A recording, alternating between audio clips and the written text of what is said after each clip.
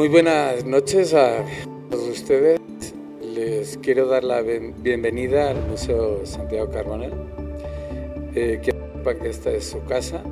Nos honra mucho hacer todo tipo de actos académicos, culturales y que ayudan a darle un poco de vida no solo al museo, sino a nuestra ciudad. Hoy es un día especial porque tenemos a nuestro amigo Hugo y nos honra muchísimo pues presentar este libro, que creo que va a ser todo un éxito. Y bueno, vamos a hablar un poquito de eso. Quiero que sepan que su casa, el museo, está abierto todas las semanas, de jueves a domingo, de viernes a domingo. Y bueno, le repito, es su casa y muchas gracias por venir,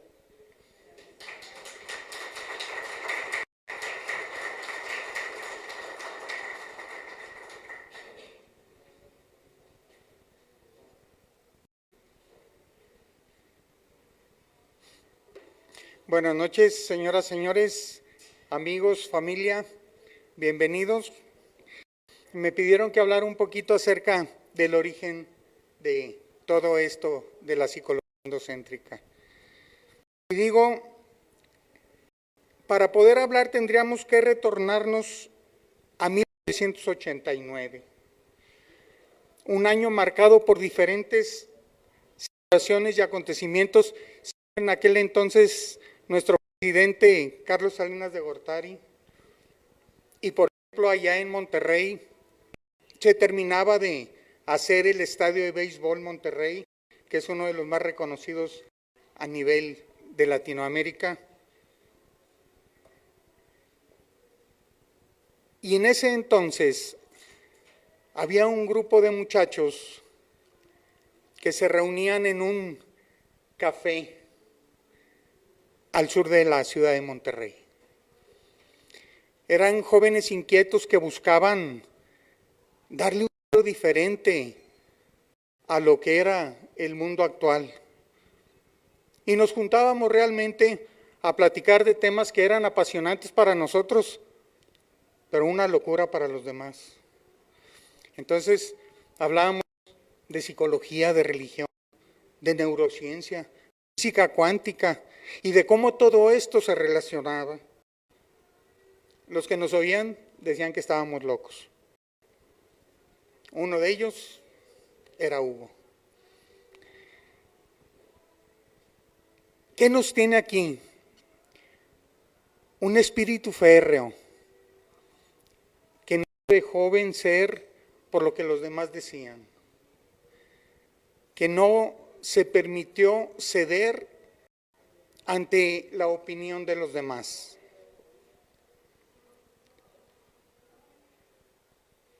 Y en ese entonces se creó de alguna manera lo que eran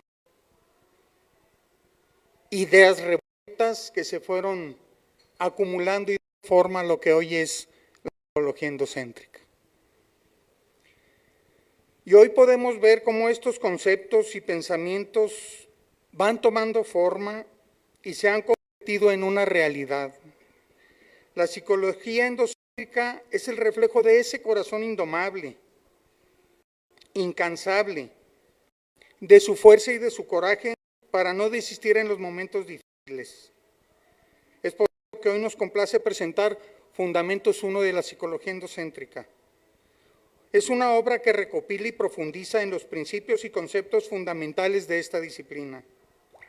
En sus páginas podrás encontrar una exploración profunda y apasionada de la naturaleza humana, la conciencia y la búsqueda de la autenticidad.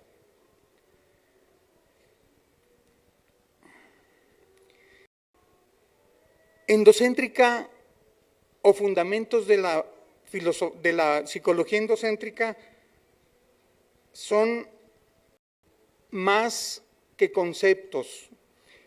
Es un viaje hacia el interior de uno mismo, un llamado a la reflexión y a la introspección. Y de verdad esperamos que esta obra sea de gran inspiración y guía para todos aquellos que buscamos comprender mejor la complejidad de la condición humana. Éxito en tu búsqueda del conocimiento. Y me despido con la esperanza de que la psicología endocéntrica y este libro sean fuente de inspiración y sabiduría para todos nosotros. Que entres en sus páginas la guía y el apoyo que necesitas para seguir adelante y tu camino hacia la autenticidad y la realización personal. Felicidades, Hugo, y muchísimo éxito.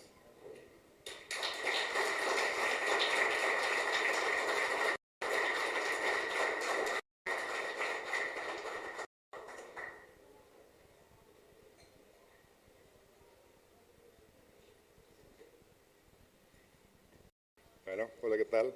Buenas noches, tardes. Gracias por estar aquí congregados esta tarde. Habemos Biblius, ¿sí? Hay libro, bien por eso. Bueno, la gracia y la fortuna de hacer el trabajo de Hugo, no a Hugo, desde 1994, ya llovió. En ese entonces me llegó un cassette, producto de tecnología, de las manitas de Hugo. Análogas, antes las cosas no eran digitales. Se sentaba con sus aparatitos, maquinitas, grababa. Se iba por ahí, nos explicó Eduardo, al río, al monte, a la montaña, ¿sí? Bueno, total que yo a mí, yo estaba en prepa, ¿sí? Venía de un pueblito, San Pedro de las Colonias, Coahuila, cuna de la Revolución Mexicana, de una escuela técnica. Llego a la prepa del TEC de Monterrey en Saltillo, la presión, habían ganado el Ruego de Oro, todo se me hacía bolas, la cabeza era mucho estrés. Oigo este cassette. Mi papá, ¿qué me diste? Porque el cassette me lo dio mi papá. Me dice, no, son unas frecuencias, unos audios, carga tu cerebro. Me acuerdo la primera vez que lo escuché. Bueno, la verdad, meses antes, por primera vez he experimentado mota. Me fumé un toque, pum, ¿sí? No, eso. Bueno, pero fue hace 30 años, cuando eso era muy raro. Después de escuchar este cassette, lo que sentí es como si hubiera un toque en el cuerpo, relajado. Así como ahorita, acostadito, relajado. Pero la cabeza estaba clara y todo funcionaba con ganas. Me acuerdo cuando llegué a la prepa, lo primero que hice en la clase de economía, la más difícil que tenía, de repente algo se me abre en la cabeza, abro el cuaderno, empiezo a escribir cosas, se me acomoda y de ahí adelante algo pasó en mi cabecita, se me dieron recursos y hasta el día de hoy pues tengo la fortuna de tener acceso a todo eso. Cosas fisiológicas que aún no puedo controlar y eso se trata el libro que sigue, que es Fundamentos 2. Fundamentos 1, yo soy más de escribir, le recomiendo que lo... Y Hugo ha estado muchos años escribiendo, ha mejorado el arte, lo que escribe él, lo escribe en algo más importante y especial que el español, se llama Hugoñol, ¿sí? Entonces le recomiendo que tengan la paciencia de aventar ese viaje, porque es un viaje muy importante que todos necesitamos reconocer, y el día de hoy es muy importante encontrar nuevamente lo que llevamos dentro de nosotros, ¿sí? Porque afuera pues hay muchas cosas que nos distraen, que nos pueden subir, que nos pueden bajar, que nos pueden llevar.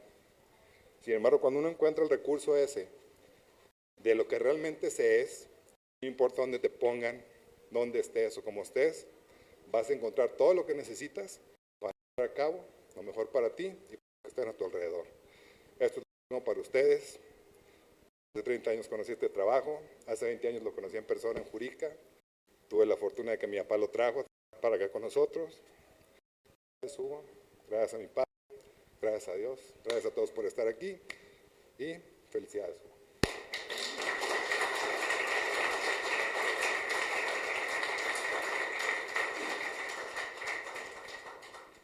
Buenas noches.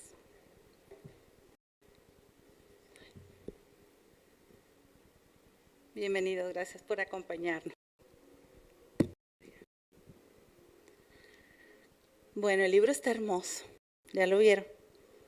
Gracias al maestro Carbonell por compartir su obra.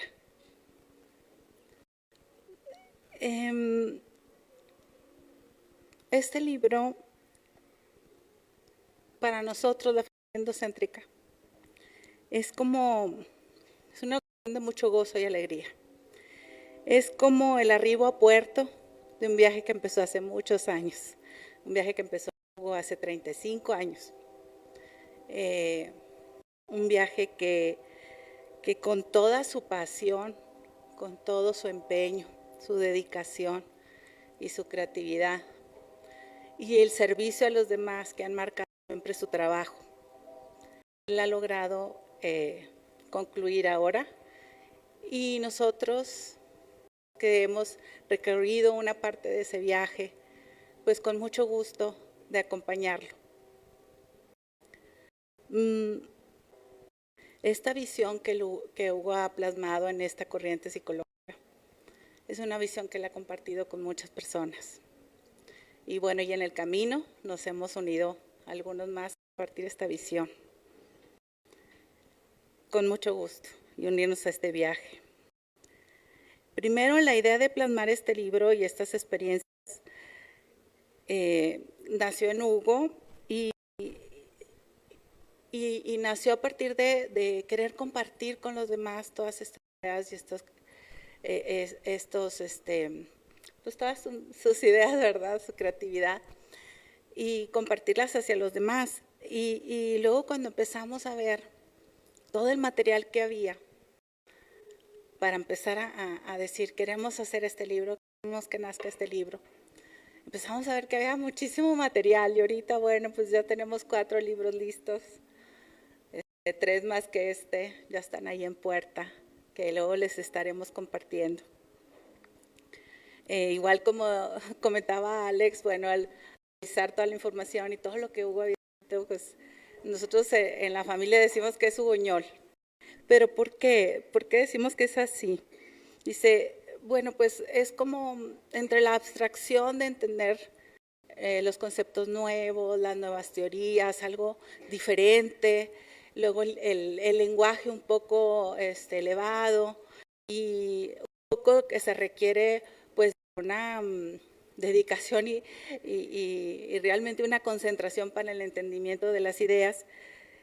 Así fuimos dándole forma, ¿no? a las cosas, y un poco redirigiendo para que fuera un poco más cordial y que todos pudiéramos compartir las ideas de una forma clara y que todos puedan vivir esta experiencia, como dice Ale, de un conocimiento personal y un viaje hacia uno mismo, que eso es lo que es psicología endocéntrica. Por esto, pues, aplaudimos y reconocemos el legado que está dejando al realizar esta obra, o estas obras, ¿verdad? Felicidades a Hugo y a todos los que hemos participado y contribuido a su realización. Enhorabuena. Gracias.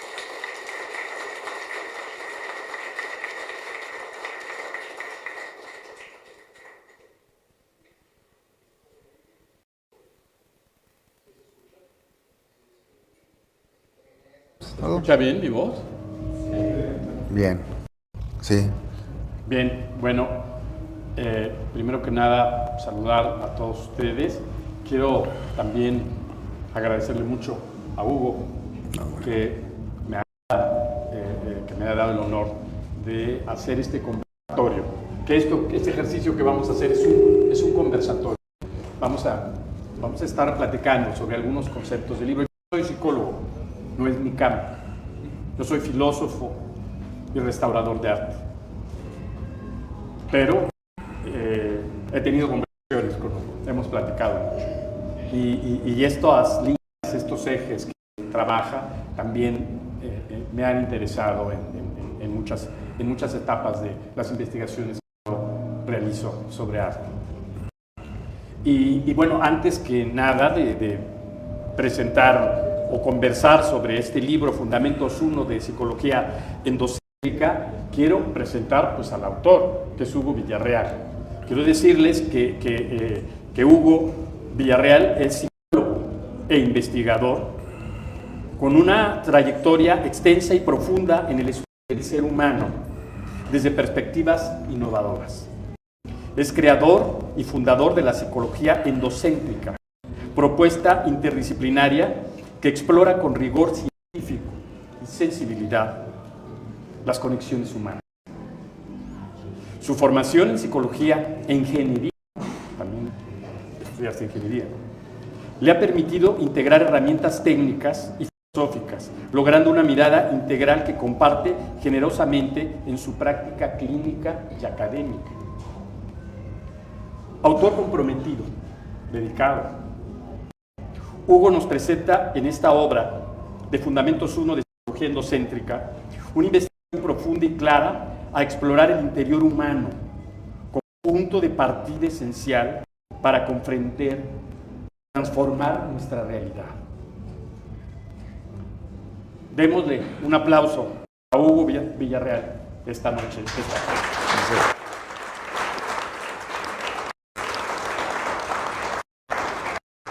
Y bien, bueno, yo me presento, yo soy Roberto González y como les decía, bueno, pues tengo el honor de hacer este conversatorio con Hugo sobre unos puntos, algunas líneas de este texto que es muy interesante y que se requiere también bastante tiempo para asimilarlo, para comprenderlo. O sea, es un libro de veras, es un libro con sustentos y con bases científicas. Y antes de empezar esta conversación, yo me encontré un pequeño cuento sufi que platica Jacobo Grinberg en uno de sus libros. Y este cuento sufi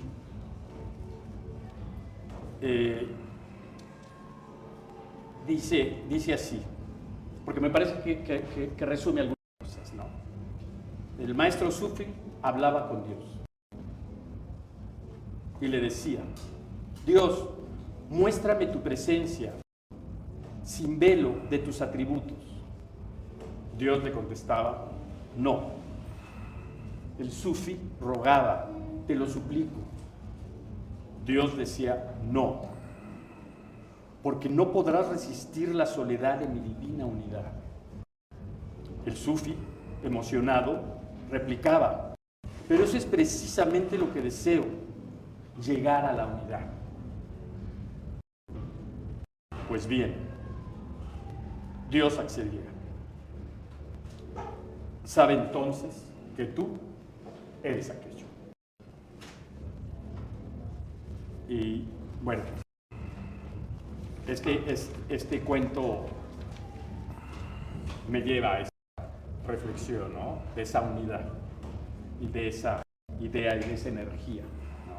Porque todos somos parte de esa energía y de esa red que está manifestando este día, que es también importante para nosotros, para Hugo, para el mundo.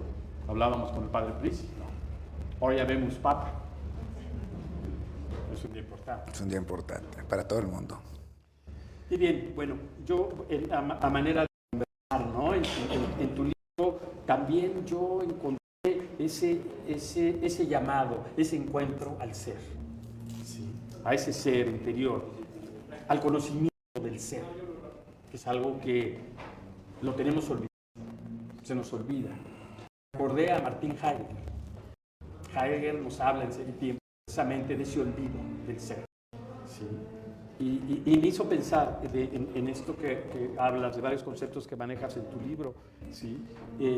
Ese recuerdo que olvidamos al ser y que tú, de alguna manera, nos recuerdas que hay que encontrarse ese ser, ese interior. Como ya decían también los compañeros, los colegas, hay algo, esa introspección, ese mundo interior, eso que vive dentro de nosotros. Y bueno, encontré también que desde este enfoque de la psicología endocéntrica hablas de la exploración del significado personal, ¿no? Que lo llamas ESP, el ESP, que permite a la persona o al paciente explorar dentro de uno mismo. Entonces, bueno, esto me pareció muy interesante, muy importante. ¿Cómo puedo explorar dentro de mí? ¿Sí? O sea, es un encuentro con el ser, es un encuentro con el ser. ¿Cómo voy a diferenciar el ser del ente? ¿Me podrías platicar un poco sobre esto? Mira, aquí hay ¿Cómo vemos el ser en la psicología endocéntrica? Es algo complejo porque normalmente pues, se ve desde la parte filosófica, ¿sí? Con todo lo del ontos, pero también tenemos una parte genética. Esa parte genética se modifica a través de las relaciones con el ambiente, personas, el ambiente, modifica nuestro organismo, surgen capacidades de adaptación y hay una modificación genética que eso también entra dentro del ser. Otro de los aspectos también importantes de la construcción del ser, de la que habla la psicología endocéntrica, es a nivel neurológico. Cada experiencia que nosotros vivimos, ¿ok? Eso teníamos que tomar en cuenta que para el cerebro el presente dura 50 milisegundos. O sea, un segundo lo divides en 1000, agarras 50 pedacitos y eso es lo que dura el presente. Entonces, todas las terapias del aquí y el ahora, pues es prácticamente imposible modificar. Es como estar viendo una película y quieres modificar cuando te tienes que meter a hacer el proceso de edición de la película. Entonces, estas cosas también marcan el fin del hombre o de la persona. Así es que todas las experiencias que nosotros vivimos se imprimen en nuestro sistema nervioso, generando con el tiempo neuropolíticas. Y estas desde la etapa intrauterina hasta que nos vamos. Entonces, eso es todo lo que completa el ser. ¿Qué es la exploración del significado personal? En psicología tú vas con el psicólogo porque traes un problema y se enfocan a arreglar el problema, y el psicólogo con el canon terapéutico mejor diseñado económicamente, pues es regresar al pasado y entender tu pasado para tener un mejor presente, cuando en realidad los problemas los estamos generando con toda esta información que siempre es en nuestro sistema nervioso, que determina quiénes somos ahora, y nos seguimos metiendo en los mismos problemas con diferentes personas y sintiéndonos o experimentándonos de la misma manera. Entonces, hablar de la psicología endocéntrica no es ir a recorrer un problema para resolverlo. El cerebro tiene la capacidad de viajar en el sistema de tiempo-experiencia, y así es que si tú le preguntas al cerebro cuáles son las experiencias más significativas o las emociones o los sentimientos más significativos, el cerebro te va a traer ese dato. De tal manera que la exploración pues es una serie de preguntas muy sencillas que obviamente nos llevó un buen tiempo sacarlas. Son preguntas como ¿qué significa para ti el amor? No, pues es entrega. ¿Qué sientes cuando te entregas? Y vas viendo. Eso que está ahí, el cerebro va a diferentes escenarios a traer la información y colocarla en ese patrón establecido de una química del cerebro a través del significado personal y una química orgánica que se junta con esta y se genera un patrón. Ese patrón es consciente, la gente lo ve y de repente puede repasar toda su formación de amor que ha tenido, que es Dios, que son los papás, los hermanos, la familia, etcétera, ¿sí? Hasta llegar a la relación de pareja, y tiene una política, el sistema orgánico y el sistema personal, de responder con todas estas experiencias que se imprimieron en el sistema nervioso. ¿Sí? Esa es la exploración del significado personal. ¿Cómo se resuelve? Cuando alguien quiere cambiar algo al explorar esto, pues existe la parte de la percepción. La percepción, ¿sí? Es una entrada de 7 más menos 2 bytes a la cabeza, se imprime la información y adentro se abre, y quien descarga la información de lo que se está percibiendo es la persona. ¿Ok? Existe la experiencia, que se supone que la experiencia está en nuestras manos, decidir cómo queremos experimentarnos de acuerdo a lo que percibimos, y la conciencia, que es la que nos da el toque de decir, lo siento, lo veo y lo experimento. Ese tipo de impresión es la manera en la que la gente va imprimiendo sus cosas de la exploración del significado personal, y al final sacamos una cosa que se llama percepto, que viene, es una palabra que inventé yo, del Hugoñol, que es percepto con S, que significa por sí mismo. O sea, todas las impresiones de experiencia, aunque tú te des cuenta, vayas a un curso, vayas a un encuentro, la persona vuelve a donde mismo porque tiene una inercia de toda esta química en su cerebro, en su cuerpo, que le da identidad, aparte de lo que está esperando la gente afuera de él. Entonces, cambiar algo significaría empezar a entender esa fuerza que mantiene unido estas impresiones de experiencia, que las expresa de manera determinada y que determina allá afuera quién eres para la gente y quién eres para ti mismo. Ahora, en este proceso del ESP, tú afirmas que a través de él se revelan lo que llamas memoria de las emociones. Sí, ¿Es así? sí, bueno, Finalmente, las emociones, todas, tienen una construcción doble. El cerebro, lo normalmente que está operando todo el tiempo es identificar qué está pasando afuera. Y eso lo hace para darnos una identidad a nosotros. De ahí nace todo lo que es estar juzgando. O sea, yo veo algo que está mal y yo digo, yo estoy acá de este lado. Es complicado decir a la persona, en vez de decir que está mal allá afuera, decir en lo que estoy bien yo. Porque se lo acaba todo el mundo y lo más fácil es señalar o juzgar lo que está allá afuera. Las emociones en sí, cuando se viven como una experiencia, se guardan, ¿sí? Y se genera, vamos a decir, lo que es el proceso entre lo que percibes, lo que sientes o lo que experimentas. Y existen unas cosas que se llaman experiencias extendidas, o sea, todas las anticipaciones que no han pasado sobre una experiencia, esas también se imprimen y generan una química. Y luego hay experiencias residuales, cosas que estás esperando que pasan que nunca pasan. Esas también se imprimen, modificando tu proceso de cómo te experimentas. Al final de cuentas, la gente no decide, ¿sí?, qué quiere experimentar, ni qué quiere sentir, ni siquiera qué quiere percibir, porque tenemos una genética que determina nuestra orientación perceptual, tenemos una genética que determina también cómo experimentarnos, y si falla, tenemos las restricciones familiares que nos van a meter ahí en parte, ¿no?, de tener que sentir como en casa. Y eso nos da una parte también de la identidad familiar. Y ahí pues están las identidades familiares que tienen que ver con las políticas biológicas, las sociales y las domésticas. ¿Cómo te domesticaron en casa para todo esto? Ahora, con esto con esta palabra que tú inventaste, ¿no? No, el perceptor, que viene del per se, latín, per se. También hay un proceso que llamas el túnel de impresión, ¿no? Que ahorita lo mencionaba, ¿no? Y desde el cual aparecen también las experiencias y las percepciones. ¿Es así? Sí. Estas percepciones para proporcionar esto que tú llamas el percepto. Bueno, les voy a explicar el túnel de impresión, cómo funciona, o sea, cómo lo coincidimos. Sí, porque me llamó la atención. Imagínate que este es un cuadro, ¿sí? Lo tumbas, haces otro, lo vuelves a tumbar, haces otro, muchas veces, y todos son diferentes. Lo que hace al cuarto no son las paredes, es el espacio, ¿sí? Y lo que está en las paredes es lo que determina que es el museo. ¿Están de acuerdo? Entonces, una persona, sí eres eso, pero realmente lo que traes en tu espacio interior y lo que se imprime en tus experiencias serían los cuadros. Ese es el túnel de impresión. ¿Me explico? O sea, puedes acabar contigo, volver a construir, volver a reconstruir. Es un buen ejemplo, ¿no?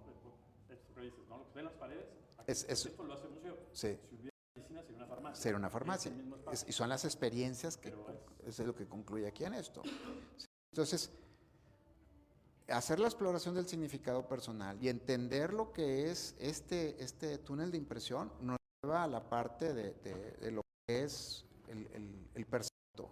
Y el percepto es lo que finalmente determina todo lo que está contenido en el sistema de experiencias, desde la etapa intrauterina, porque hay impresiones intrauterinas, ¿sí? Hay impresiones neuroumbilicales, y luego está el nacimiento, y luego están todas las impresiones que tienen que ver cómo nos dieron de comer, cómo nos cambiaron, la higiene, el contacto y el afecto que mamá nos dio, también determinan una impresión de experiencia que modifica nuestro sistema nervioso y nos da una orientación.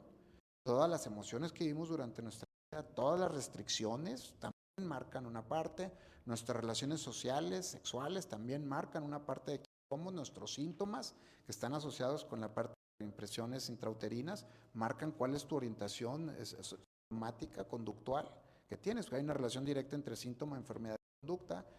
Y bueno, eso es lo que se habla en este libro, ya lo demás viene en el otro, toda la parte espiritual y la parte genética y todo eso. Ahora, con esto que dices de estas impresiones, que pueden ser hasta intrauterinas, ¿también puede ser genética? Sí. ¿Me pueden heredar a mí? Sí, bueno, es que, y más allá de una herencia, un gen, está un hábito natural, familiar, que se transmite a través de nosotros y que lo presentamos. ¿Me explico? Muchos de los problemas de no estar bien con uno mismo es porque se importan de afuera éticas sociales, valores personales que no corresponden a una ética familiar.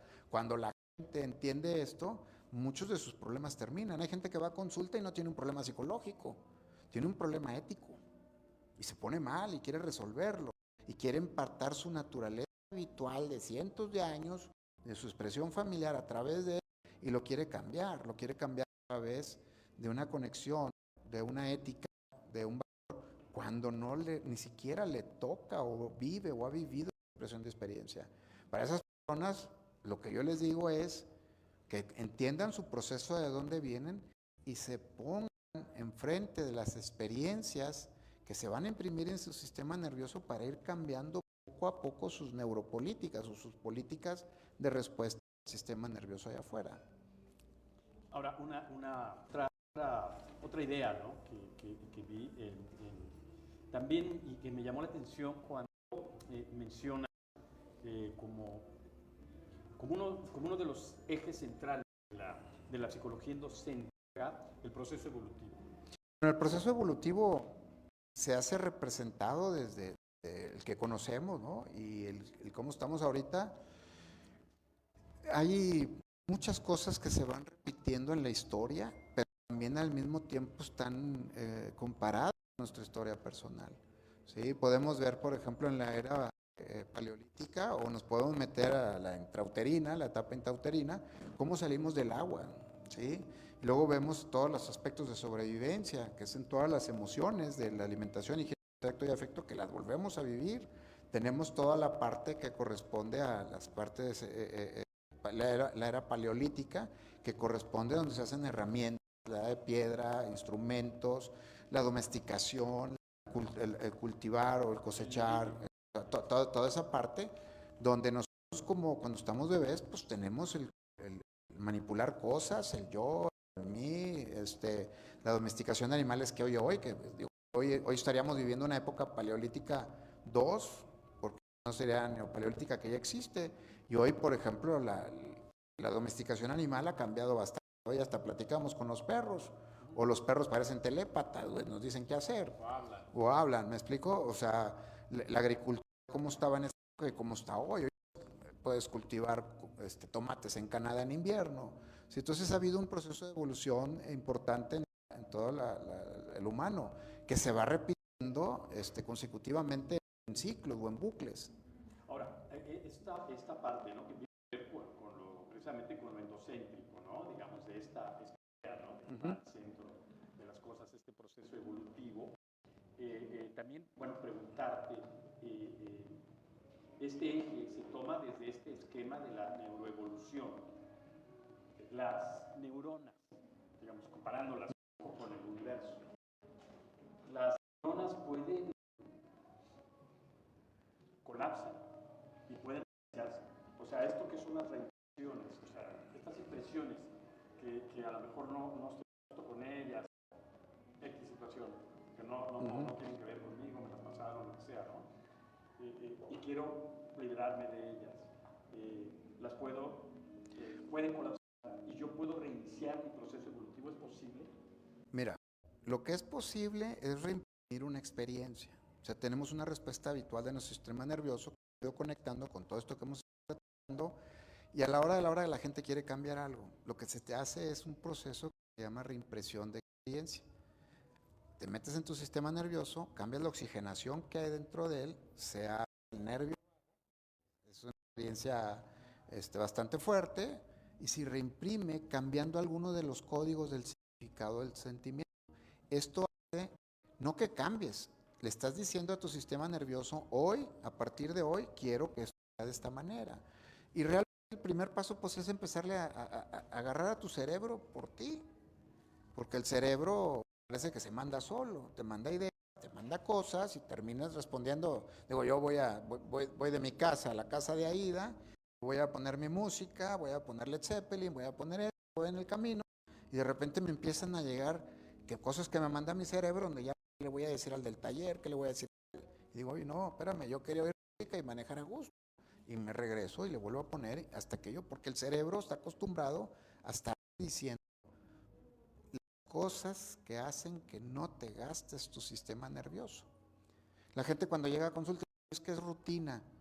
Le digo, ¿rutina? Ningún segundo tu triste vida se va a volver a repetir jamás, güey, lo estás dejando ir. Sin ningún significado, sin ningún fondo y sin ninguna dirección. En el grupo de investigación tenemos una frase muy chistosa, o chistosa nosotros, pero cuando alguien hace cosas sin significado, le decimos que es una persona insignificante. No tiene significado. Cuando una persona se resigna, es que cambió su significado a su propia experiencia porque no pudo con su experiencia, ¿sí? También tenemos otra idea importante que creo que abordaría mucho lo que es la psicología endocéntrica, es que las personas no podemos ser resultante de los hechos de afuera, güey. Si no, terminas como una víctima en todos los casos. Más bien tú decides cómo te quieres experimentar, cómo te quieres seguir, y también decides cómo quieres vivir el proceso. ¿Ok? Sí, se escucha. Porque esto también te lo comentaba porque también vi que en algún momento comentas que tienes, hay una influencia como en tus ejes de trabajo, ¿no? Y psicología endocéntrica, decía yo, de Jacobo Greenberg, pero también del doctor Timothy Leary. Claro. En el que dice que es posible modificar estas emociones. Sí, totalmente. ¿Sí? Es decir, esta información que tenemos en el cerebro, incluso desde el ADN mencionas, ¿sí? Y que es posible, digamos, como ahora me lo estás explicando, ¿no? Pero yo he entendido como casi como reiniciar el programa del proceso evolutivo, ¿no? Para que una persona cambie todo esto, necesita primero entender su proceso desde el nacimiento, con estos trabajos de regresiones que se llaman regresión gráfica, donde entras en una respiración, cambias tu sistema nervioso y se abren memorias del nervio vago, que eso no es nuevo, de los hindúes de hace mucho tiempo. Salen todas estas memorias que Perdón, esa respiración que es así. Sí, exacto. Hasta que tiene un nombre especial, esa respiración, que ahorita se me fue, ¿no? Empiezas a respirar de esa manera de que entras y te es como hiperventilación. Okay. Casi que te colapsas, ¿no? Se llama respiración holotrópica. ¿Cómo se llama? Holotrópica. Holotrópica, exacto. Sí, es como si estuvieras sacando tu propio LSD y meterte en viaje. Tu cerebro cambia cómo funciona por cambiar la entrada de oxígeno y de oxígeno al cuerpo, etcétera. ¿Sí? Una de las cosas importantes de este proceso, pues es que en este trabajo de reorganizar primero, pues tienes que entender tu origen, desde dónde estás operando. ¿Sí? La siguiente parte es qué es lo que estás experimentando y por último, qué es lo que deseas cambiar. Es el proceso normal evolutivo. Yo tengo una recepción de información, hay un incremento de inteligencia y tiene que haber un resultante afuera con mi entorno. Si yo estoy trabajándome algo a nivel psicológico, pues entonces tengo que tener un incremento de inteligencia y llevarme diferente allá con la gente allá afuera. Ahora, una idea que también me pregunté, ¿no? Con este libro, con este texto de Fundamentos de la Psicología Endocéntrica, ¿este es un libro para cualquier persona? Sí. ¿O la psicología endocéntrica es recomendable que sea guiada por un terapeuta, por un especialista, o yo solito puedo iniciar procesos? ¿Qué recomienda? Hay tres procesos bien fáciles. El primero es la exploración del significado personal, que la puedes usar para cualquier cosa, hasta para problemas en la empresa. Pues es muy fácil, una serie de preguntas muy sencillas. Hay otro que se llama proceso lógico deductivo personal. También es una serie de preguntas muy simples, que antes de ir al psicólogo deberían de hacérselas, para que vean si el problema es un asunto psicológico o es un asunto de cómo estás viendo las cosas, o si estás importando valores que no te corresponden. Y si te gustan esos valores, pues hay que hacer cosas para que esos valores se incorporen en tu sistema nervioso y tengas una respuesta buena, no estar angustiado tratando de vencer un problema que tienes en tu familia. ¿Me explico? Sí. Esos procesos están al alcance de todos. De todos. Sí. Pero sí hay un momento en el que sí puede ser guiado. Sí, bueno, cuando ya haces un proceso para cambiar algún punto en la percepción o en la experiencia o en la conciencia. Por ejemplo, lo que decíamos de la respiración. Esa sí tiene que ya necesitas estar acompañado. Sí, bueno, si tiene alta presión hay que hacerla al revés, etcétera. Sí, perfecto. Ahora, en esta otra idea, ¿no? de libro que me parece también muy interesante, es, ¿no? Afirmas que esta psicología endocéntrica nos posibilita la revisión y la exploración de las emociones y experiencias, ¿sí? Que además recordamos de distinta manera, ¿no? Que estamos en el interior y recordadas, pero bueno, esta genocéntrica nos ayuda, sirve este método para precisamente explorar, hacer esta gran exploración, ¿sí? Y que además con este método podemos o nos sirve para abordar y conocernos desde dentro. Correcto. Que es importante conocernos dentro y establecer una relación armónica, libre, con el exterior y con el interior. Bueno, lo que pasa es que hemos perdido lo que nosotros le llamamos empirismo sensorial. O sea, en términos acá es que te late. O sea, ¿qué traes dentro? Y hemos perdido el instinto de estar con el amigo, hemos perdido el instinto de familia, hemos perdido el instinto de procrear, hemos perdido el instinto de muchas cosas por darnos ideas que no son ni siquiera de nuestros valores, ni ética, ni nada. Y estamos bombardeados por eso. La psicología endocéntrica es lo contrario a vivir la parte excéntrica, donde estamos volteando por fuera y juzgando las cosas. Cuando uno está en su pellejo, uno está bien, uno está con sus propias cosas. Tenemos limitaciones y hay que saber estar contentos con ellas. Claro, satisfechos como estamos, como somos, pero hay que buscar lo siguiente, y lo siguiente, y lo siguiente. Claro. Y esa armonización, ¿no? Con el medio exterior que nos enfrentamos todos los días y en cada momento, en cada presente, ¿no? Como dices. Otra de las cosas que me llamó la atención y que me gustó y que, bueno, me parece una idea con la que puedo finalizar y pasar a otra con el público, es que tú señalas en el libro, dices que el poder radica en el conocimiento de uno mismo. Sí, la libertad, el poder para lo correcto, ahí está. Y que a través del campo que nos circunda, ¿sí? Que funciona como un espejo, ¿sí? Es en el que podemos reconocernos. O sea, todo eso, todas estas paredes, todo esto.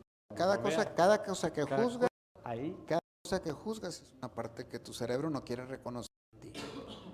Es más fácil acabar con el mal que está afuera que con el propio. Creo que el proceso de seguridad personal no está afuera. Es saber estar en tu pellejo haciendo lo que te corresponde. La mejor ética personal es hacer lo que te toca sin que nadie se dé cuenta. Tú solo sabes que estás haciendo lo correcto. Claro. Sí, ese reconocimiento, sí. Y bueno, también esto, finalmente, bueno, pues decir que a mí me parece que en tu trabajo, ¿no? y con este libro, haces una gran aportación a la psicología. Hay una aportación importante, ¿sí?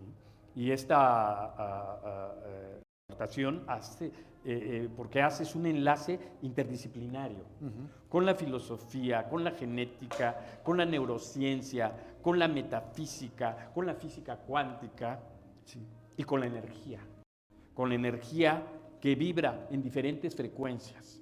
Y esa energía que algunos llaman o llamamos espíritu, o que llaman absoluto, o que llamamos Dios. Me parece que hay un punto de conexión. Yo, cuando menos personalmente, lo encontré. Y bueno, pues esto, no sé, tú quieres cerrar. Pues bueno, es un libro que su finalidad es que la persona regrese a su propia conexión con su naturalidad, ¿sí? Y que desde ahí, antes de meterse en un problema con lo que está viviendo afuera, es reconocer su propio proceso. Dejar de ser resultante de lo que pasa afuera, conectarse consigo mismo y acordarnos que cuando uno está así, la naturalidad de cualquier ser es estar conectado con otro. Cuando uno empieza a perder esa sensibilidad de conectarse con otros, cuando se empieza a aislar. Y es cuando la loca de la casa empieza a decir cosas que no son, ¿verdad? Cuando sale la loca de la casa. Pues bien, también queremos invitar a ustedes a que hagan alguna pregunta a Hugo Villarreal sobre el libro, sobre las ideas que he expresado. ¿Alguien quiere preguntar, quiere comentar algo del público que nos acompaña? Sí, pues sí, ya te veo ahí ¿Está así. el micrófono? A ver, padre. Primero, esas paredes están bellísimas, con toda esta obra de arte, que cada obra de arte nos lleva a la trascendencia, ¿no? Siempre hay un plus de sentido más allá. Hay que dominar el libro, conocerlo bien para poder dialogar. El planteamiento que han hecho me gusta. Psicología endocéntrica, no sé cuál es el segundo libro, es el primero.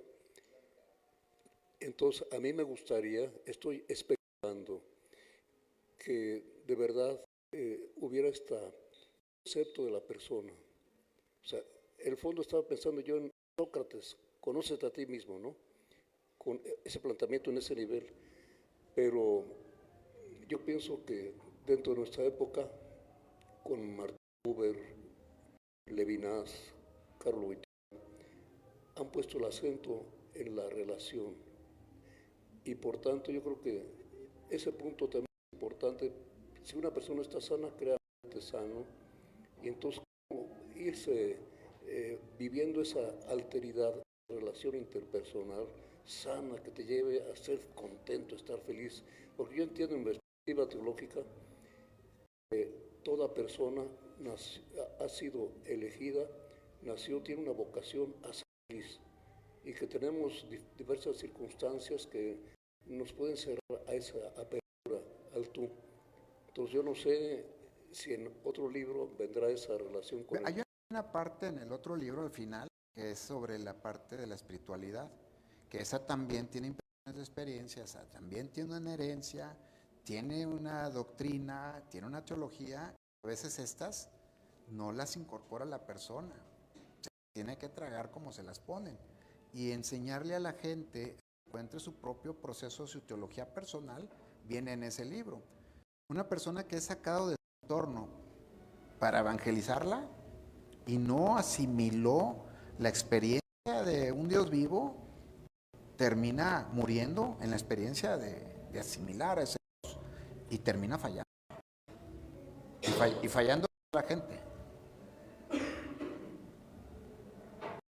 Pero Dios tiene misericordia. Afortunadamente. A ver. Gracias, padre Prisi. Sergio. Maestro, hablaban ustedes de que no siempre uno puede tener un problema psicológico, sino también puede ser ético. Además del psicológico y del ético, ¿qué otro tipo de retos tenemos las personas como en otro tipo de confusiones que pueden confundirse con la psicológica? Mira, uno de los problemas que no son psicológicos es cómo te ves tú y cómo te ve la gente afuera. Ese no es un problema psicológico, pero es un problema. Yo me creo algo y allá afuera me ven de otra manera. Otro problema son las relaciones que tienes con la gente. Las ubicas, todas las relaciones, la que me digas, hay un intercambio de una conveniencia, que me digas. Hasta el que ayuda a la gente en relación, o ayuda a la gente que tiene hambre, porque tiene otra parte, de ser bueno, de servir, de ayudar, de ganarse el cielo, o incluso ayudo y que no me vean para yo tener mis puntos allá buenos más adelante, toda la que me digas, porque así estamos diseñados el ser humano. ¿Sí? O sea, nadie queda sin guarache, güey, para acabar pronto, en cualquier relación, espiritual, afectiva, y siempre hay digo, la más fuerte es cuando hablamos de la religión, ¿no? Del amor de pareja, decir, no, mi amor es puro, mi amor, ¿ok? Pero son las cosas éticas, y las psicológicas pues ya son de otro tipo. A ver, aquí tenemos una participación. Hola, buenas noches. Mi nombre es Dina Armenta. He leído el libro, por supuesto apenas estoy aquí la primera vez y es un privilegio, pero me gustaría saber si en este libro maneja también lo que son las energías femenina y masculina como energía, no como arquetipo de varón y hembra. ¿Y qué diferencia, cómo podemos tener ese conocimiento si tenemos más de un lado la energía masculina o la energía femenina, y entender que al final del día el humano tiene las dos energías? Yo creo que nos bajamos todas las botellas para acá para platicar del tema, ¿verdad? Porque el tema, mira, tengo algo que no está incluido ahí, y que he estado pensando en si se escribe o no. Tengo 29 años dando el curso de mujeres, donde hablamos desde un libro que se llama El despertar de la conciencia femenina, es todo un trabajo, y luego viene otro que se llama Ser mujer, que es cómo te manejas tú como mujer, y luego hay otro que se llama La mujer debe saber del hombre, porque cuando hice el curso de hombres, las mujeres se pusieron ahí, yo quiero saber el curso de hombres, voy a decir el curso de lo que debe saber del hombre, y luego después se me creyeron muy y hice una que se llamaba La Gran Simuladora, y abajito decía Decapitando la bruja que llevas dentro. Hay unas que bárbaras, que saben más y no. Y al final hay otra que se llama Alianza de Mujeres, cuando las mujeres se juntan y tienen sus propios procesos. Entonces, hablar del tema de creo que todo hombre y toda mujer tenemos una parte masculina y femenina y se expresa de diferente manera, ¿ok? Y es un tema que me ha traído muchas visitas en las redes, pero por conflictos. El tema de hablar de lo femenino y de lo masculino es todo un tema por las condiciones actuales que vive la mujer en lo social, en lo cultural, en lo económico, en lo deportivo, en todo, porque en todo está en una desventaja. Sin embargo, regresando a un punto endocéntrico importante, que es que tú no eres resultante de lo que pasa afuera, ¿sí? La mujer tendría que retomar esa parte, de decir, yo me hago responsable de lo que siento y lo que experimento. Y entonces le bajaríamos un poquito a las emociones de las expresiones y entonces realmente se pondrían a trabajar en legislar las cosas que legislan en vez de andar marchando. ¿Me explico? Hace un tiempo...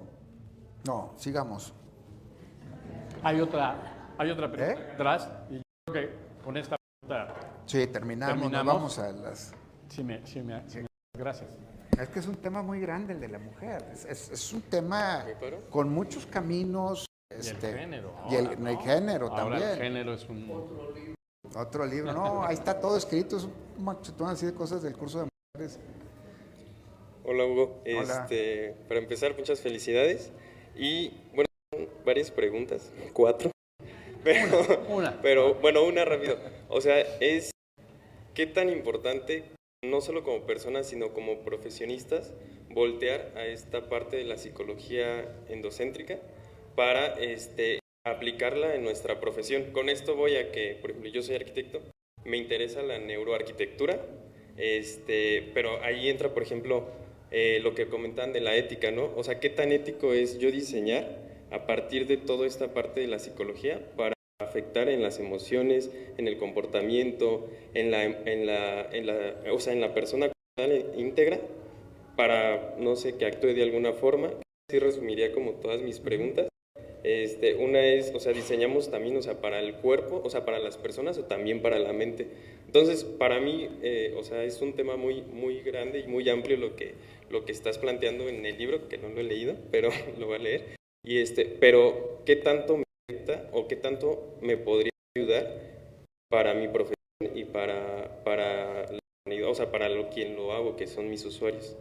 Mira, hace ya tiempo, cuando se estaba diseñando la exploración del significado personal, que realmente fue en un arrebato de enojo que no me entendían los de investigación, había un arquitecto, Alex Muñoz, que ahorita está en no sé qué islas con un cheque dándole casas. Y la vez pasada lo vi, mira, dije, ¿dónde anda este cabrón? Y fíjense lo que hacíamos, él hace casas y tú le pagas la casa, tú no te metes en el diseño y 2 años esa casa está para que le entre la gente, no le puedes cambiar nada, ese es el contrato, y te alquila. Y lo que hicimos fue lo siguiente, fue agarrar la expresión del significado personal y decir, a ver, ¿qué significa para ti una cocina? ¿Qué sientes cuando entras a una cocina que te gusta? Y ese es el patrón de lo que la persona tiene en su cabeza. Todas las cocinas y lo que es la cocina y lo que es la comida cuando entra. Entonces, ese patrón que está ahí, al ya depositarlo en la arquitectura, ¿sí? La persona cuando entras siente y tiene todo el reflejo, esa es su cocina. Está llena de sus significados y le provoca las emociones que necesita en la cocina. Y así para cada cuarto. Hizo 2, 3 casas allá en Monterrey con este proceso. Bueno, quedaron espectaculares las casas, ¿no? Eran de muchos tipos, de acuerdo a la persona, Y obviamente, pues él lo sacó porque yo le puse el ejemplo de que una casa, la tumbas, la pones, la quitas, la pones, y él agarra de ahí y dice, oye, ¿y si metemos la casa en la exploración? Pues órale. Y ahí fue donde surgió esto de no sabía que hubiera una neuroarquitectura, pero bueno, ya sabemos todos que hay aquí un neuroarquitecto. Muy bien, gracias. Sí. Sobre la arquitectura, Le Corbusier dice, pero Le Corbusier dice que la arquitectura de una casa, lo que sea, tiene que ser prolongación de la persona. Por eso tiene razón el arquitecto. Gracias, padre. Pues bien, vamos con esta última intervención del padre Prisi, vamos a concluir este conversatorio. Agradecerles a todos ustedes su presencia, agradecerle al psicólogo Hugo Villarreal, que Gracias, Roberto. presentó este libro y que pudimos conversar y que pudimos estar intercambiando estas ideas y también, ¿por qué no?, esta energía, ¿sí? También un intercambio de energía y hemos creado aquí un entorno de energía muy positiva y muy armónica entre todos los que estamos aquí. Y bueno, estamos en un lugar emblemático de la ciudad de Querétaro, que es el Museo Carbonell. Este lugar, como también nos decía el padre Prisi, bueno, que tiene estas paredes, estos muros llenos de arte, y de este arte que ahora también se traduce en estos tiempos de posverdad. Este arte nos remite a la verdad. Entonces sentimos esa energía verdadera que viene desde estas imágenes que el maestro Carbonell, que está aquí, y que siempre agradecemos lo mismo que a su esposa Gaby, ¿no?, su generosidad de tener este museo abierto en el centro de Querétaro, todo el público, para toda la sociedad, para el turismo, y que la gente que entra aquí, a este espacio, y mira la obra del maestro Carbonell, sale con una energía, con un impacto, ¿sí? Hay un cambio de frecuencia energética de las personas que entramos y vemos sus obras y salimos en un estado distinto. Así que si hay neuroarquitectura, también hay neuroarte. Y hay esa forma, hay esta manera de cómo nos afecta el arte y estas pinturas a nuestro campo neuronal.